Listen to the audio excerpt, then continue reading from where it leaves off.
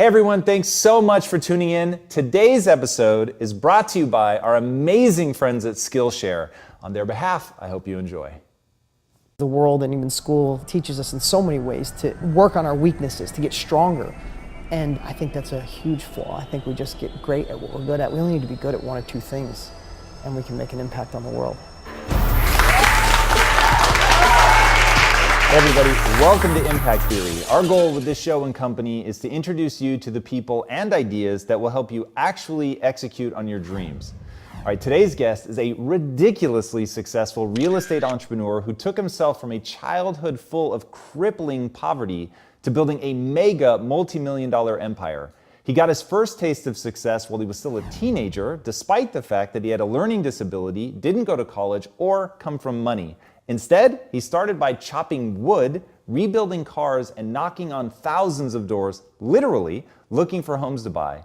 By his own estimation, he isn't smarter than the average person, but he does have far better habits. Habits that have allowed him to write 5 books, become a multi-time New York Times best-selling author, and dominate the success, business, and real estate book sales charts for years and years, selling well over 1 million copies of his books.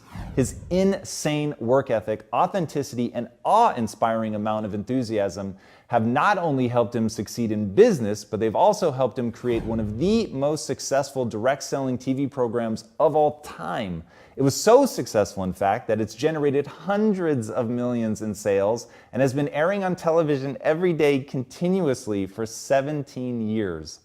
Through his amazing web content, he's also reaching millions of people online, and his live event series has helped establish him as one of the foremost success coaches and real estate educators in the world. So please, help me in welcoming the dedicated philanthropist who has helped feed and house countless people who are struggling, the best-selling author of Millionaire Success Habits, Dean Graziosi. Good to hear you, man. Thank you. Thank you. That guy sounded awesome you were just talking about. He is awesome. You're going to love him. I can't wait for you two to meet. Awesome. So, man, I want to know, it is crazy to me growing up, living in a trailer park, living in a bathroom with your dad for a year. It's pretty crazy. How do you go from that while still in your teens to beginning a really just incredible entrepreneurial journey? It's so funny, even when I was sitting in the green room waiting, reading your impact theory, reading your values, it's those foundational things that got me here. I just didn't know it at that time. So if I look back at that time, I did live in a bathroom with my dad for a year straight because I say that quick on TV and people are like, what do you mean you lived in a bathroom? Well, he had a house with no heat, there was no walls in it. So the bathroom was enclosed enough where we could plug in an electric heater. So we'd drag a bed in there at night, plug in an electric heater, and we lived in that bathroom for almost a year. But if I look back then, my parents got married and divorced a lot, which a lot of people go through. They didn't have any money, evicted from places, which other people go through. But I remember wanting to take care of my mom. And my driver at 15, now that I look back, at 13, even probably 12, was something, I just want my mom not to work so hard. And if I look, those things anchored me through life. Like, even if you're running away from pain and that's your driver, great, use it. Actually feel the pain more. Don't ignore it and live a life of status quo or even a life of struggle because of that. In fact, let the pain sink in and let it be your driver. And then once you get past those, then other things kick in that can be your motivator, which I hope we get to talk about today. But I think the main driver was taking care of my mom. And I realized that at a young age, I watched how much my father struggled. And he worked hard. My father wasn't lazy. He got up at 6. He was busting his knuckles every day on cars and working really hard and worked till late, and he was frustrated. I was like, wow, he works hard. So that whole thing of go to school, work hard has nothing to do with success. There's no correlation. I live in Phoenix, it's 110 degrees. I drive by, there's guys up on the roof putting a black tar roof on. They've been there all day. It's 5 o'clock at night. They're physically working harder than me. I think I recognized that at a young age. My dad was kind of like running on a treadmill. And then there were certain people in my town that just seemed happier, more successful, and they just did things just a little bit differently than the norm, and it made an impact. So talk to me about the time that your dad saw a guy mowing your lawn for you. That was you heard that one. That really showed the dichotomy between the new way that you were trying to think and then the old way that you'd been brought up to think, and the different results that each path leads to. Really great question. So I was probably 19 or 20 years old. And by then, I had already, I was working in a collision shop. I'd buy wrecked cars, fix them, and sell them.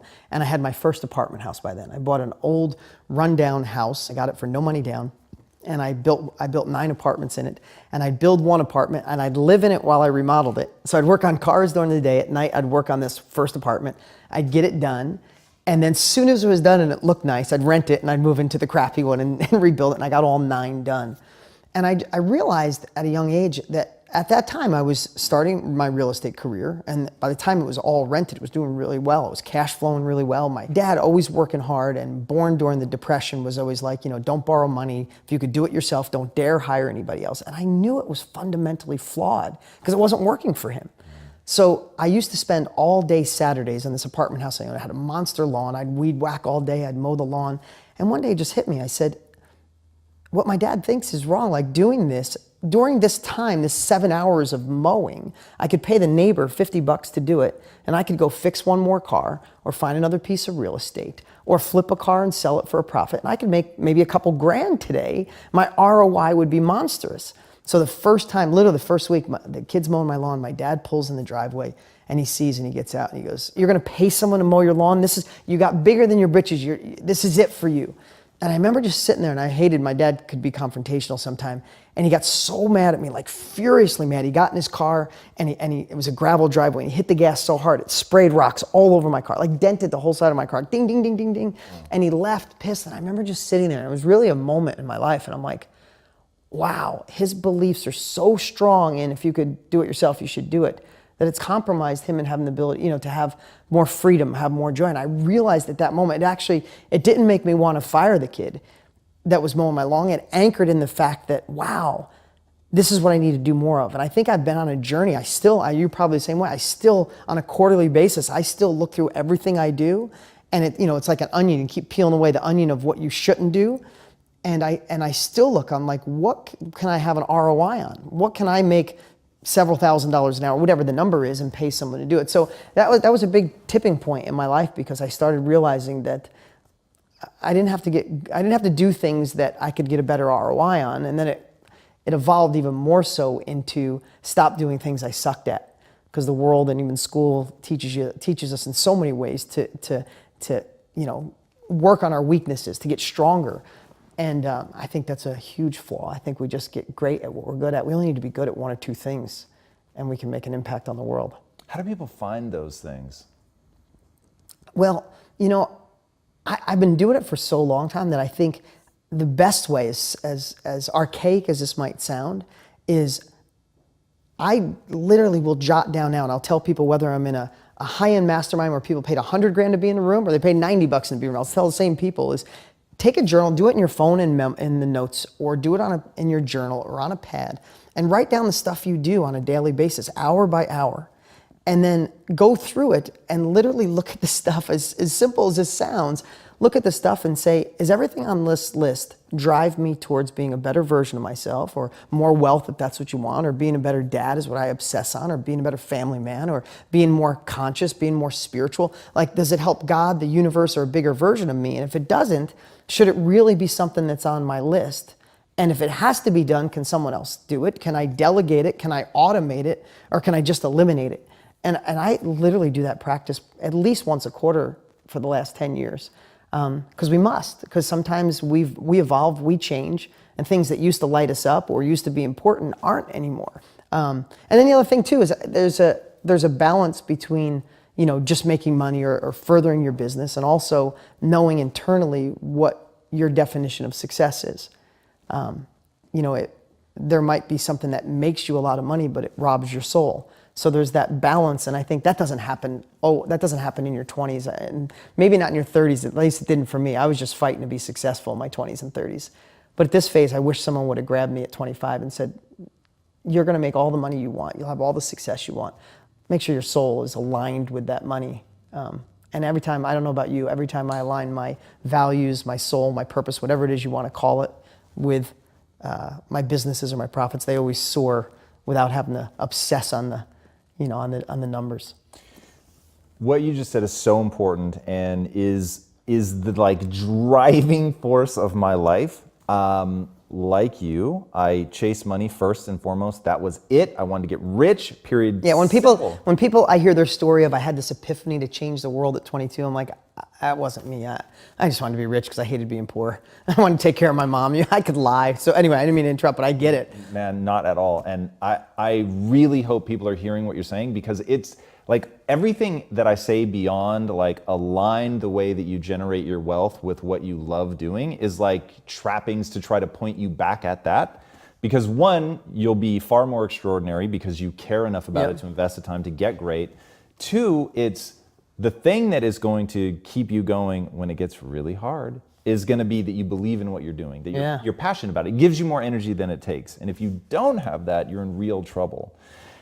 Now, I'll say that some of that, though, is a bit advanced class. It's getting into like, you're talking about optimizing, which is so critical, unless you're so early in your development that you're like your dad, peeling gravel. So what I want to know is, you understand the psychology of people and their story and how they get trapped really well. Talk to me about how people can get control of that story. You talk about monitoring your thoughts, being aware of what you're thinking, being aware of the story you're telling yourself. You're right. And what stands between us and where we want to go is never what we think it is. It's not the economy. It's not the president. It's not that somebody already dominated the health food industry or dominated Facebook advertising or dominated TV advertising or there's no room left.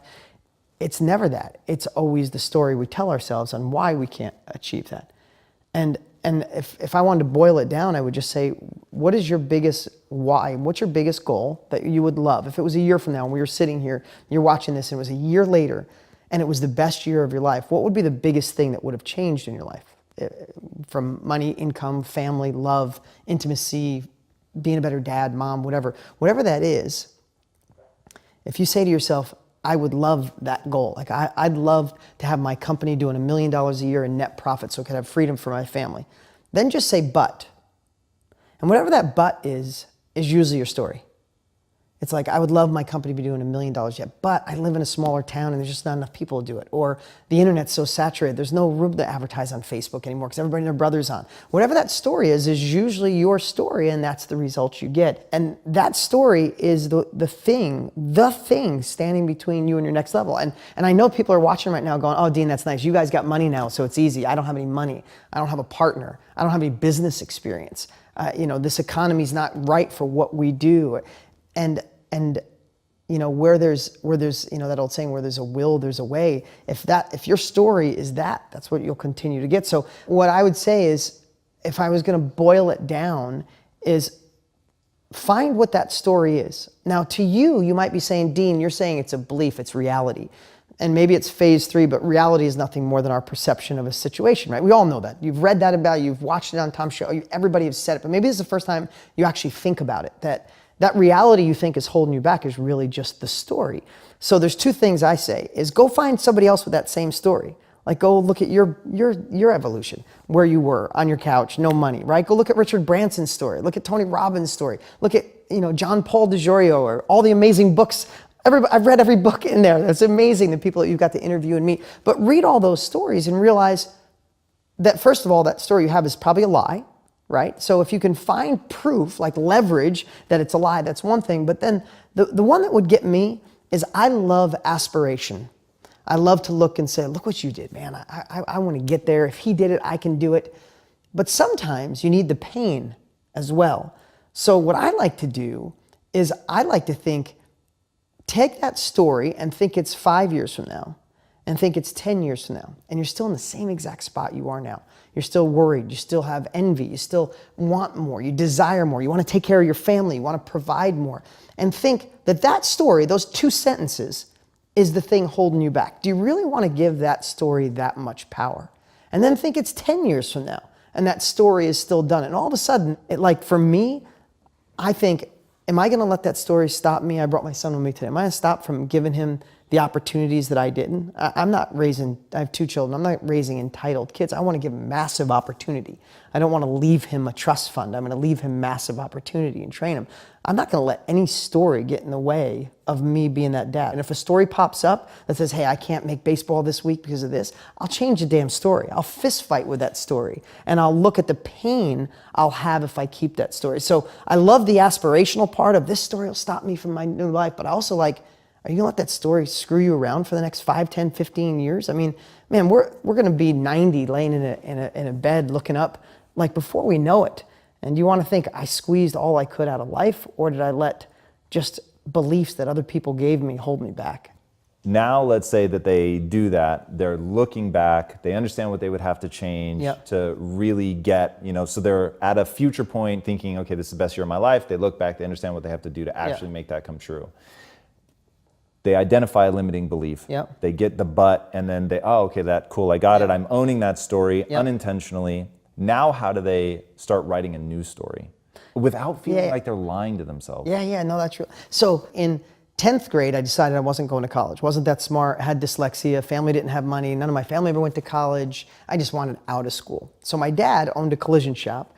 It was called Paul Graziosi Auto Body. And he never made more than 30 grand a year. I told you, he worked really hard, but not profitable, just worked hard.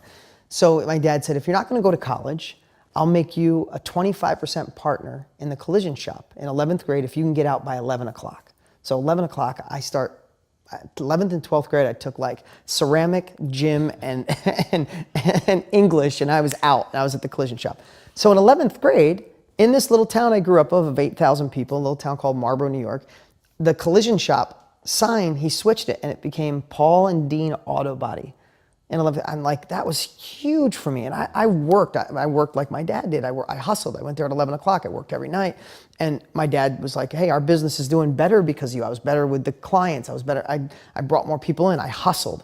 So now all my friends are going off to college or going into what they're doing. Like, you're not going to college? Like, no, I got this collision shop. Like, I felt like a little sense of pride, like I was making movement. And by then I was giving my mom some money, I was giving my grandmother some money, and had this evolution. I felt good. So about 2 years out of high school, my dad goes through his 4th divorce, and it hits him really hard. And it hit him so hard that he checked out.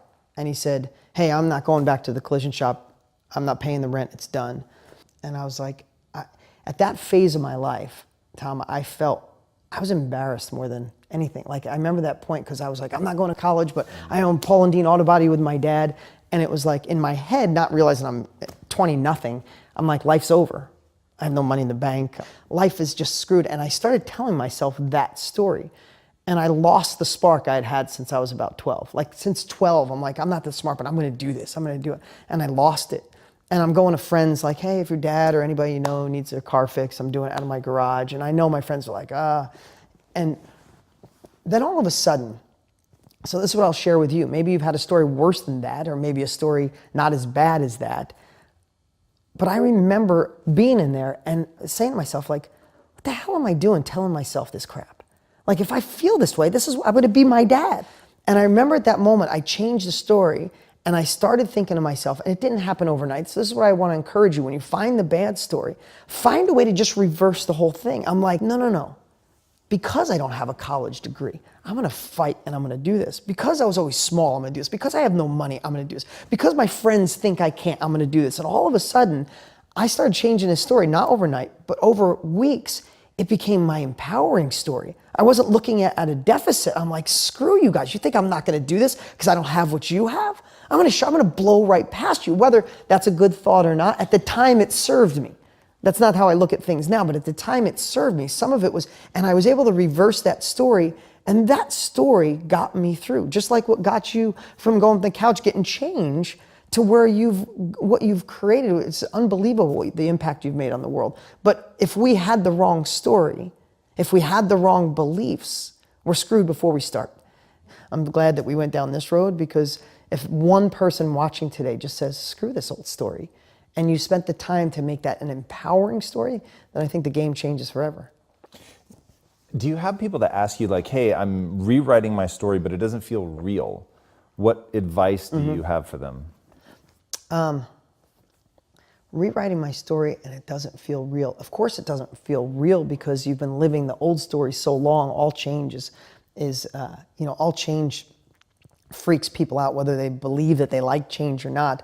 And I think not only been telling yourself the story so long, is when you tell yourself a bad story, we look for things. Do you ever have something bug you like everybody does, and you Google it and you find all the negative stuff, like, oh my God, I got cancer. I have a tumor, right? It's the same thing with our insides, right? When we have a story that's holding us back, we find social proof all around us that tells us it's the truth, right? You talk to your aunt who says, hey, listen, rich people get to do those things. We don't. You just play it safe. And all of a sudden, subconsciously, you're like, oh, maybe that story's right. So you have all these years of, sometimes years, months, weeks, whatever it is, you have the story, and then you only collect the data that supports the story so your subconscious can be okay with playing small. What I love in your real life story is that it wasn't like you were saying, oh, this epiphany, I look up, the stars align. It was, okay, you have the trouble with your dad and his most recent divorce. Yeah. Looks like everything's collapsing. You get it back. It's going in the right direction. We're winning again. This is incredible. Yeah. And then you make a deal to sell your car flipping business. Yeah. And then that goes to hell. Yeah. And in that moment, the story comes rushing back of maybe everybody was right. Maybe I wasn't smart enough. Absolutely. And so in fact, you just posted this on your Instagram. I thought it was so brilliant. It was the life of an entrepreneur. And it showed this like, I'm winning, everything's amazing. I screwed up shit. I really suck. I'm winning again. Yeah, I've got this figured. And it just like this back and forth, back and forth. How did you, when you thought, oh, I've overcome this, I've got the empowering story, and then it all falls apart again, the inner villain, as you call it, like starts speaking up. How did you deal with it the second time around? Was it easier? Was it harder? I think it was harder. It was harder because it was bigger. So the story, just so you said, I ended up, after that, I worked in that little garage. I was working on one car. My story changed. I started getting powered 2 cars, 3 cars. I went to the woman who owned the collision shop my dad had rented for her, Mrs. Mary Lopresti. She was a great old lady, elderly lady, and we became friends, and she sold me the collision shop with no money down. Wow. So I bought the collision shop my dad lost. I named it Dean Collision Center. I took the Paul off. I was mad at my dad. So I named it Dean Collision Center. I bought it, and I started, and I got Enterprise Rent-A-Car account. I got Hertz Rent-A-Car account. We went from this rinky-dink collision shop to a successful collision shop. Started buying and flipping more houses. And then in the late 90s, I wanted to teach people how I made money with cars. I used to wholesale cars. If you ever went and traded in a car and they give you a low price, I'd run ads in the classified, said, hey, if you're getting a low offer, call me, I'll sell your car for you. And then I'd match buyers and sellers and make money in mills. So I created a course called Motor Millions, and I'd watch Tony Robbins on infomercials, and I had no idea what I was doing. I put all the money I had together, hit credit cards, and I filmed my first infomercial in 1999. And I sold a course called Motor Millions, and went on TV and was literally running Motor Millions, my education business, out of the collision shop. Like I had 3 phones on the desk, and oh no, that's the Motor Millions phone. And we ramped up, and I had no idea what I was doing. I knocked on a lot of doors and finally rolled out on TV, and probably got to a $10 million a year company. You know, the trials and error of figuring it out, right? A lot of mistakes because I had no idea what I was doing. And I was about 3 years into that, and I wanted to teach everybody real estate. And I had somebody come in and offer to buy Motor Millions. And they took the company and came in like, hey, you're running like a mom and pop. We're going to turn it into a company. And they blew the company up. I mean, like in 9 months. Like as fast as you could blow a company up, they blew it up. And I remember when they were making all these changes, and I remember thinking, well, I'm not that smart. These guys are smarter than me. So they're probably doing it right, even though it didn't feel right. So long story short, the company went belly up. But my name was attached to it. And they didn't pay refunds to people who bought my courses and stuff. So I went to court and literally took back the debt. And then over the next 2 years, I paid off 100% of the people who had bought, even though they bought through the company who bought it. My bills were ridiculous, and all of a sudden cash flow was shut off immediately. And I'm fighting to take back a dead company. Like it was like I gave them a thoroughbred that was ready to grow, and they broke its legs and gave it back to me, and I had to fight and pay to take it back, then pay it off. And I thought I was going to lose it. And those limiting beliefs at a different level came back and said, see, you didn't go to college. You didn't study enough. You weren't smart enough to own a $10 million a year company. You weren't smart enough to negotiate right. What do you think you're doing? Get this paid off. Go back to, literally, I was thinking, go back to Marlboro. Go back to just real estate, the car business. You can make yourself 300 grand a year. Like literally, those beliefs came in all over again. And I would bet to say what did it for me then was two things. Is I started thinking back of all the things that I went through. And it was just as painful when I was broke, getting my first deal done. Broke, living in a bathroom, broke in that garage, going to the collision shop. And I realized that it doesn't matter how many zeros are at the end or how big your company is. The pain is still there. And if you have the ability to get through a death, get through a hard time, get through something horrible in your life, you have the same ability, and you would probably agree this, when your company's got, 3 zeros or 9 zeros or 10 zeros, it does, like, the stress and the worry is almost the same if you look back. It's just, you're just handling bigger problems. And I think, you want to upgrade your life, upgrade your problems, right? But I think that's what got me through, is I literally looked back and said, wow, I thought I was dead then. I wasn't. I thought I wasn't going to make it there. I did. And I started this mantra: if I can get through this shit, I can get through anything. And I remember I would just walk and I would say it. Oh, if I can get through this, I can get through anything. This is my time. This is my purpose. This is my calling. I went from the worst time of my life to being empowered and motivated, and the energy I took my team with me. They felt the energy, they felt the motivation, and we just blew right through to another level. That's really incredible. You have this concept of protect your confidence. I've never heard anybody say it like that before. Yeah. Why is that so important? Because I think, in all the big decisions you've had to make along your way, have you ever made a good decision when your confidence was down? No. Once. Like, can you say I walked in, my head was down, your physiology's changed, you're like a little nervous. Like, you just don't make good decisions when your confidence is down. And I don't think it's like we're either confident or not confident. I think it's like if confidence is 100%, if our confidence is 95%, we play smaller. I know with me, like, the big opportunities come. If I'm not in that space, I'm like, you know what, guys, let's hold, let's not, I won't make smart decisions. So I think we have to do everything in our power to protect our confidence. So that theory of protecting your confidence has been a major thing in my head always. In fact, I have we all have our own morning routines. Maybe not everybody, but I have a morning routine that I have to do to get me to play. The way I look at it is play offense for the day, not play defense with lower confidence. What does that look like? I've tried a lot of variations, and for me, it's if I immediately when I wake up, I can't check my phone. In fact, I put it on airplane mode and I move it. I got that from Ariana Huffington, who's amazing, and she's like, "Is your phone still by your bed?" She goes, "Airplane mode on the other side of the room," So that, and then I just know so many people roll over and grab their phone, and to me that's like Russian roulette. You put a bullet in the gun and you spin it. It's like, what if the email says the deal didn't happen, numbers are down, life's not working out? And immediately for me, it's like you open up and this little box is going to dictate the first couple hours or maybe the whole day by what you see. So I just won't look at my phone when I first wake up. But when I first open my eyes, this is all, and I like doing things quick for me because I want to get to the gym because it's the only time of day I'll go. If I try to wait till the afternoon, it doesn't work for me.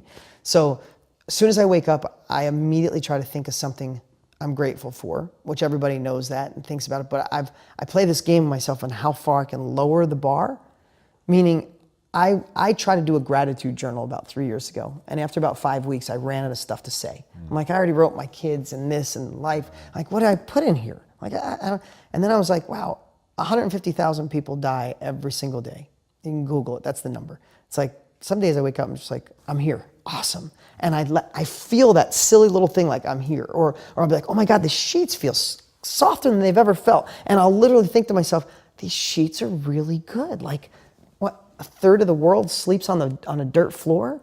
And I have sheets and an amazing bed, and look at the view I have. And that's enough, just because the way I look at it is I'm just tweaking my brain enough to be in a grateful place. It doesn't have to be this, for me, and you guys might have better practices.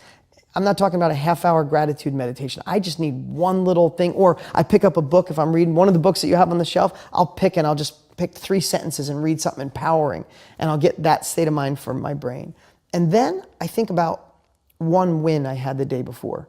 Because I know as entrepreneurs, as somebody searching for success, we never give ourselves credit. We never treat a friend the way we treat ourselves. It's like, I know I've had days I've gone till 10 o'clock at night and go, man, I got nothing done today. It was the biggest lie. Like, we beat ourselves up. We're like these racehorses. We wouldn't even treat a racehorse that we owned as bad as we treat ourselves, right? So I wake up and I'll do a quick little gratitude, and they'll say, what was one win yesterday that I accomplished? And I'm like, wow, You did do that yesterday. And then I'll think of one win I want to do that day. Like what, I'm gonna need a million things done today, but what's a must today that would be a great win? And then for me, then I immediately go downstairs in my house and I drink, I felt like I fed my mind, and then I want to feed my body. So for me, I've been doing the same drink forever. I do apple cider vinegar, lemon, MCT oil, a scoop of green powder, and mix that up, and I down that, and then I immediately got to go to the gym. So reading the book, one of the things that I found interesting is you talk about money myths and some of the things that people believe that end up holding them back. What are some of the major money myths that people struggle with? I think some of the big ones are a certain group of people feel like if you're making too much of it, you're taking it from somebody else. I mean, that's a big worry. I think the other thing is that people think money doesn't solve problems, or money won't make me a better person, or money won't make me happy. And I think, however you want to classify money, but for me, I just know this. If that's a driver for you, I don't think we should drive for money. I think we should drive to be a better version of ourselves. When money was no longer a worry for me, I dove into me. And I had been ignoring and tucking down a lot of crap for a lot of years. And I was surface level. I looked like the guy that had it all going on. My businesses were doing good. I have amazing children, company thriving. I live in the right neighborhood, have the right friends. Everything looked great, but it was all masked.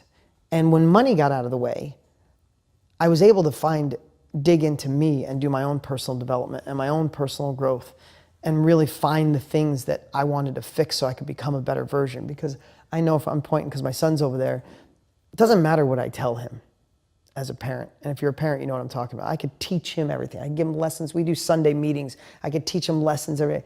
He's going to become who I am, not what I say.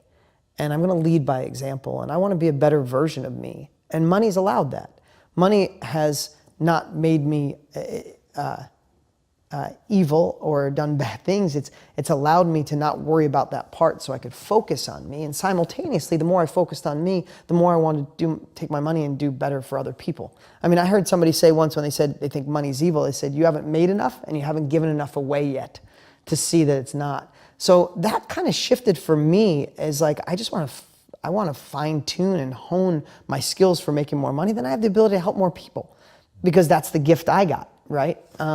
So I know you asked about money myths. I think the whole thought of money's evil, or it can't help problems, or we're hurting other people by taking it. I don't believe in that. As long as the byproduct of you making money turns you into a better person and allows you to help more people. So if you're somebody that buys into that and you want to go on that journey, then to the very title of your book, like, what are the habits that you need to cultivate in your life in order to be able to succeed at the highest level? Yeah, you know what?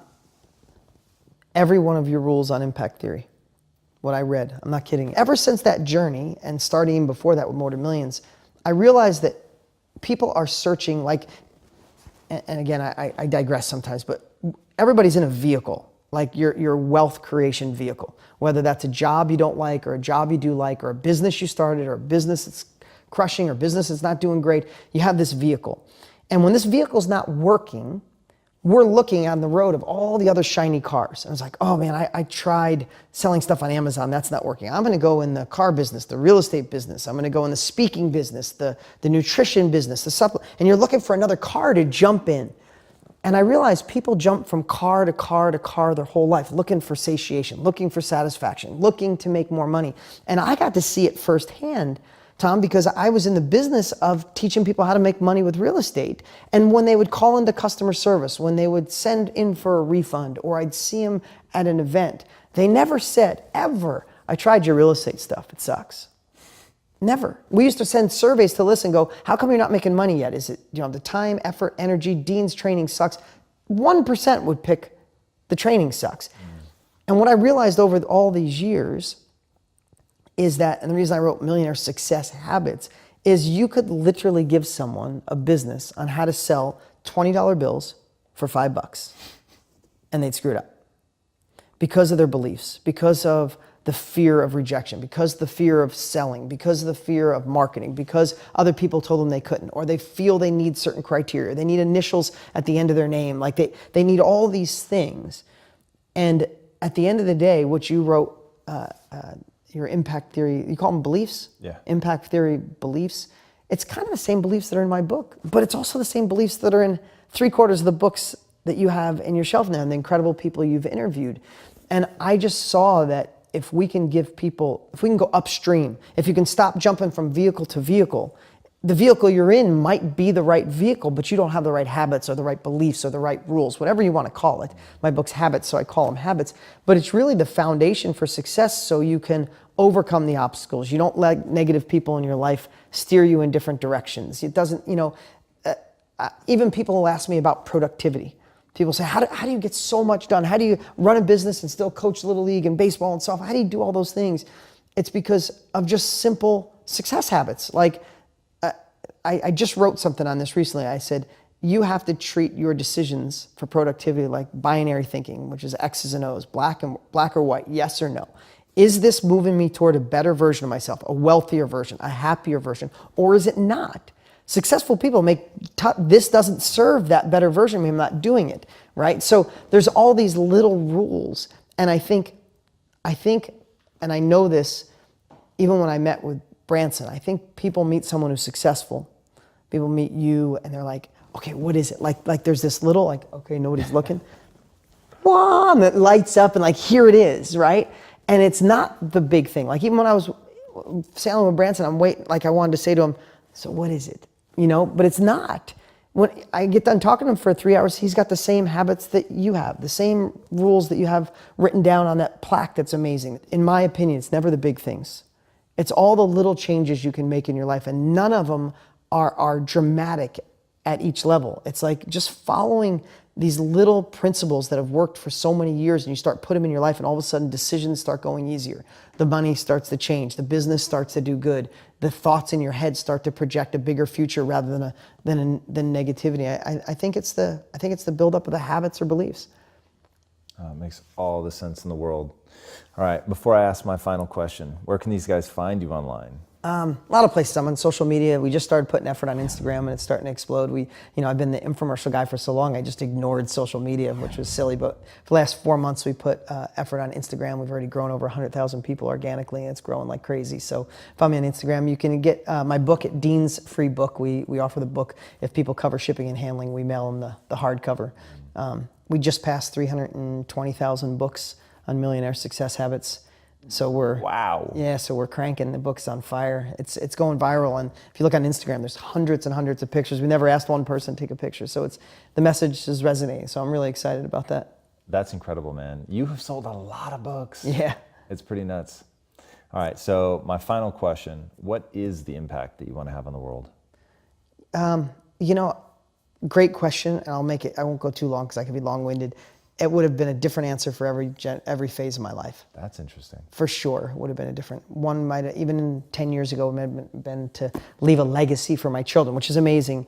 But at this phase of my life, I see what an impact theories, beliefs, the strategies that are in my book, Brendon Burchard, so many other great books. Like, I want to go upstream, and I want to give people the tools so they can live a more abundant life. And even though that sounds vast, it's like, I think it can be easier than you think. Like, the way I wrote Millionaire Success Habits, I wanted to make it so low the goats can eat it. I wanted to make it, even though if you read 100 books that gave you the same stuff, I was hoping to write it in a way where, I actually could do that for the first time.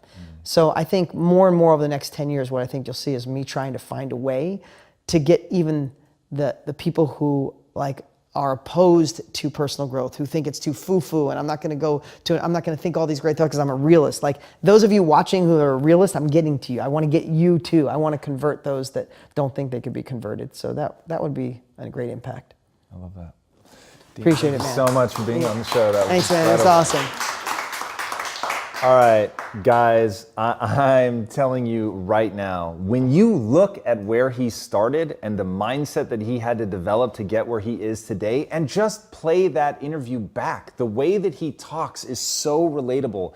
Being with him before the camera started rolling, and I'm sure long after the cameras stopped rolling, he's the exact same person. He is ultra relatable. He is you, and that's the entire thing that he puts out into the world is there's no difference between who he is and who you are. So what he has accomplished is about those habits of success, of knowing how to get a hold of his thoughts, of being aware of them, of taking control, shaping his story into something that's empowering. Go back and listen to the part where he's talking about his dad and what went down at the car shop and how he then transforms his mindset in order to get out of that. And then again, the next time that he has a problem, again, it's about addressing the limiting beliefs. There are few people whose story I think so incredibly embodies exactly what you need to be doing if you want to be successful.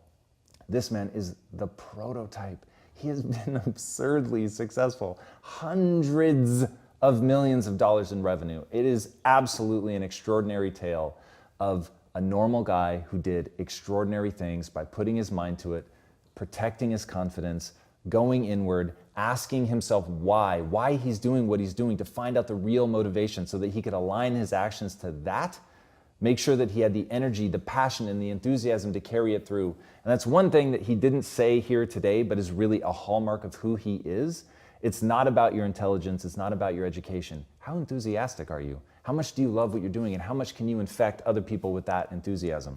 So go out, figure out what your why is, get your mind right. Show the enthusiasm to the world that you have, and you will be shocked at the people that come around you to help you achieve what you want to achieve. All right, if you haven't already, be sure to subscribe. And until next time, my friends, be legendary. Take care. Dean, thank you, my friend.